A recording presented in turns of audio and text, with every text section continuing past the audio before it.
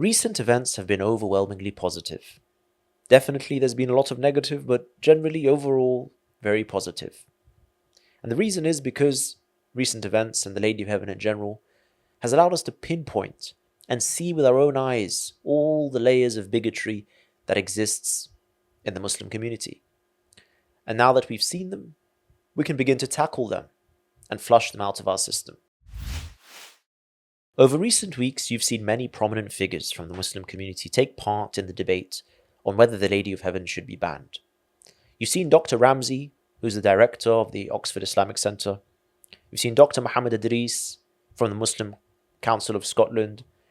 You've seen, of course, Qari Asim, who was sacked by the UK government from his position as advisor on tackling anti-Muslim hate for supporting radical protests against the Lady of Heaven. And there's been others online, many online. One example is Dr. Yasir Qadhi, a very well-known and beloved figure among many Muslims across the world, who's come out and said that this film is unacceptable and it is fanning the fuels of hatred. All these names I've listed and many, many more who are prominent in the Muslim community have come out with the same rhetoric. They all believe, firmly believe, that the Lady of Heaven should be banned. And this type of rhetoric that Yasir Qadhi is bringing forward, that it's fanning the fuels of hatred. The same rhetoric from all of them.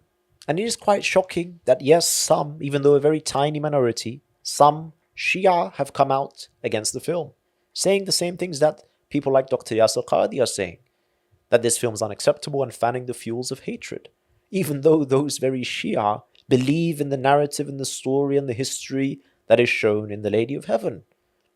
Quite strange that they would come out and say that, although there are reasons for this, and they have had huge backlash from the wider general Shia population, as they themselves have attested to. So I ask all these individuals, and anyone who agrees with them, why should the Lady of Heaven film be banned? I mean, you give us all these vague statements of the film is unacceptable, fanning the fuels of hatred, etc., etc. But give us some more substance. Why should the Lady of Heaven film be banned? I've made it very clear, and it should be very easy for anyone to find out, that this film is the mainstream belief of Shia Muslims. So why should their views on religion and history be banned?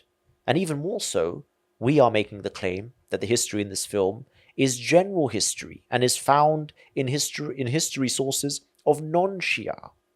So why should the film be banned? I'll tell you what their answer will be for why they firmly believe that this film should be banned. Because they really do just have one primary reason. So let's just say it clearly. Their reason is that this film should be banned because it portrays the historical characters Abu Bakr, Umar and Aisha as villainous characters, as bloodthirsty aggressors who murdered the Prophet, peace be upon him, and his family, and murdered his daughter, Lady Fatima, the Lady of Heaven, peace be upon her. That's their reason. And because they believe in their religion that these characters, Abu Bakr, Umar and Aisha, were righteous people, almost holy, the greatest people to have ever lived. Because they view them in that way, they are deeply offended and disturbed by the portrayal of these characters as villainous in the Lady of Heaven. That's their reason. There is no other. And I understand that they're offended. I understand that they will be disturbed. But why should the film be banned? At this point in the discussion, something may click in their mind. They may wake up and realize to themselves that, hold on a second. Actually, yes, just because I'm offended, that doesn't give me enough substantial reason to make a case that the film should be banned.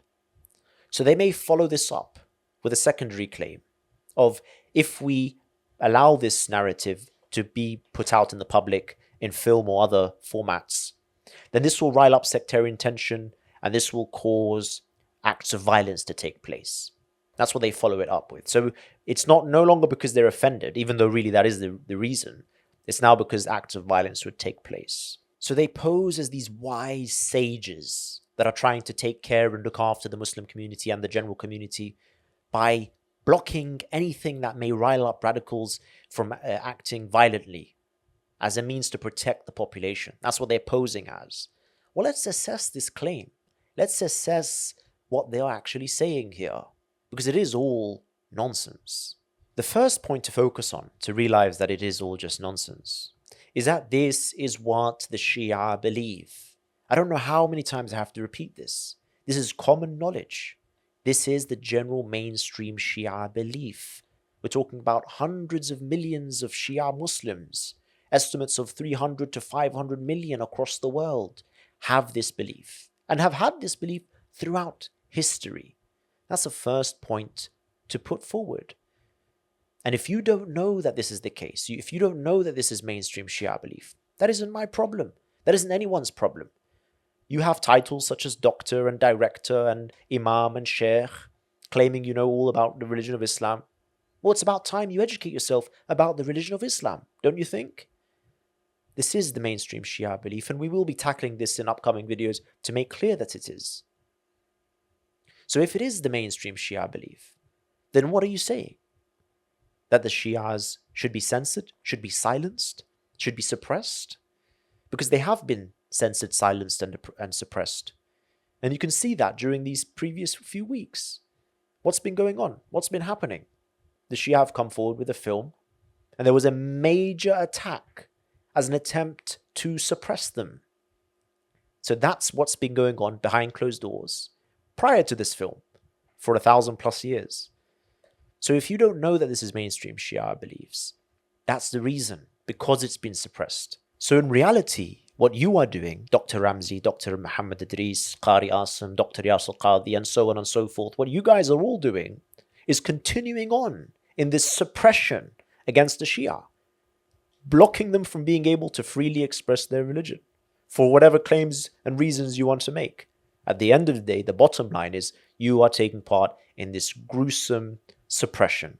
As I initially understood, many of you wanted the film to be banned because it offended your beliefs. That was the initial claim. If you're backtracking from that and now coming back into more of a rational point of view, that, okay, hang on a second, just because we're offended, that doesn't mean we have the right to bully others and suppress others. If you're backtracking from that and now saying, okay, it's simply because we don't want any violence and we don't want radicals to be spurred up. If that's where you are now, then still, I'm still confused. Why are you siding with the radicals here? If you truly cared about unity, and that's all I hear about from you guys all the time, unity, unity, unity, and I am pro-unity myself. Who wouldn't want unity in the Muslim community? But if you really cared about unity, you would not be siding with the radicals here. You would be supporting groups to be able to express themselves openly about their religious beliefs and views, even if it offended others, and you'd be making a firm stand against the radicals. You'd be saying to the radicals that we are not going to tolerate this bigotry and bullying on any group within the Muslim community simply because of them expressing their beliefs. And you will not be permitted to threaten or carry out acts of violence on anyone just because it offends your beliefs. That's the stand you should be making. But that's not the stand you're making. The stand that you're making is the stand with the radicals, which is do not speak about these things, otherwise there could be repercussions. That's what you're saying. This is not how to achieve unity at all. In fact, it is how to guarantee that unity in the Muslim community will never be achieved. What you are doing and the stance you are taking is actually very dangerous, very irresponsible. And I'll explain why. It's very easy to understand. If you continue in this stance that you're upon, where any time a group speaks out about their views on Islam, whether it's history, theology, or otherwise, and their views happen to offend radicals, and you go around playing whack-a-mole on these groups in order to attempt to silence them so that you can quell the radicals, then what's that going to lead to? And what has that led to? It will lead to the radicals maintaining this level of authority in the Muslim community. They draw the lines, and anyone who crosses them will be punished.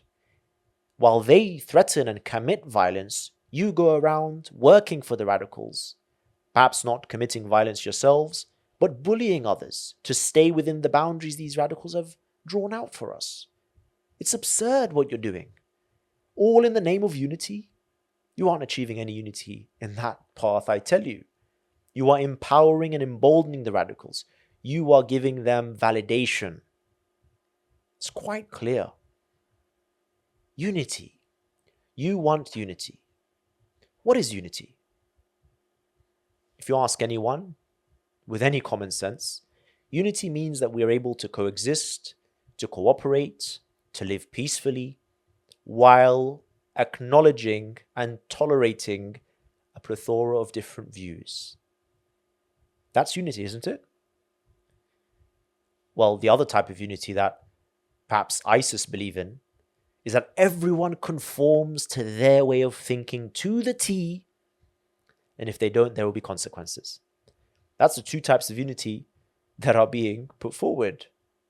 And obviously no one will ever dream of wanting the type that ISIS are pushing. So I'd assume you're in the other camp, where you want people to tolerate views amongst the community. So how are you going to achieve that?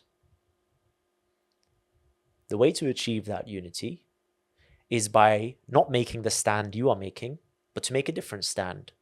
The stand you should have been making during these past few weeks and in other similar situations in the past.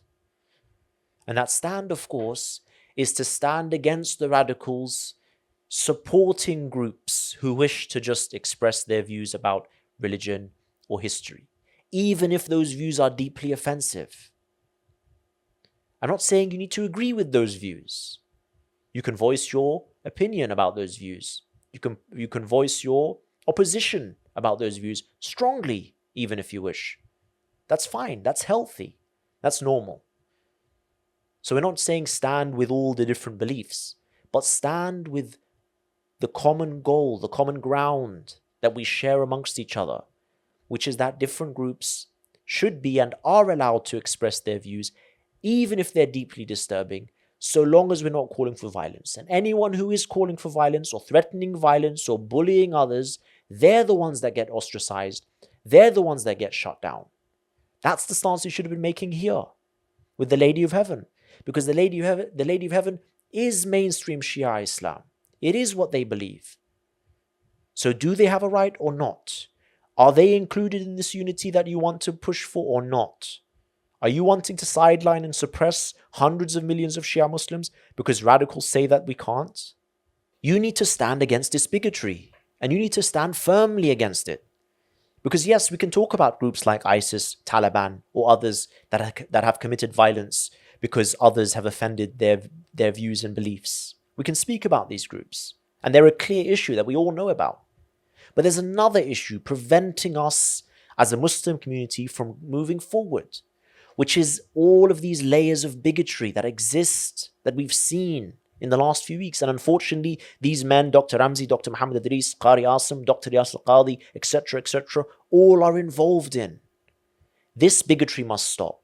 We have to grow up. We have to learn as Muslims to be mature. What does mature mean in this context? It means that we can be deeply offended and not act in a bigoted way, let alone violence or threats of violence or bullying, just bigotry in itself. We need to be able to take on things that offend us and tackle them in a wise way. What is that wise way? That wise way is, of course, through things like discussion and debate, even criticism, which is very important, something we're lacking deeply in the Muslim world. We should be able to criticize each other strongly and take on that criticism, either responding to it or learning from it. But we seem to not be able to do so. There is a very clear Shia stance that these historical characters, Abu Bakr and Umar, yes, that I know you love deeply, but this is my view. This is the heritage of Shia Islam. Do they not have a right to put this forward? Their view is that these principal individuals from the beginning of Islam are the cause of all the problems in the Muslim world. They're the cause of terrorism. They're the cause of all this bigotry you see. That's the claim. Do you want to just shut it down? You just want to scream and shout? Or do you want to allow them to express themselves and tackle that issue? They may have truth in that claim. And if you feel that they don't, then prove it. That's it. That's as far as it goes. And this is one situation we're talking about. There are many different viewpoints in the world of Islam. We need to be able to allow these views to be expressed, and then we need to be able to discuss them openly.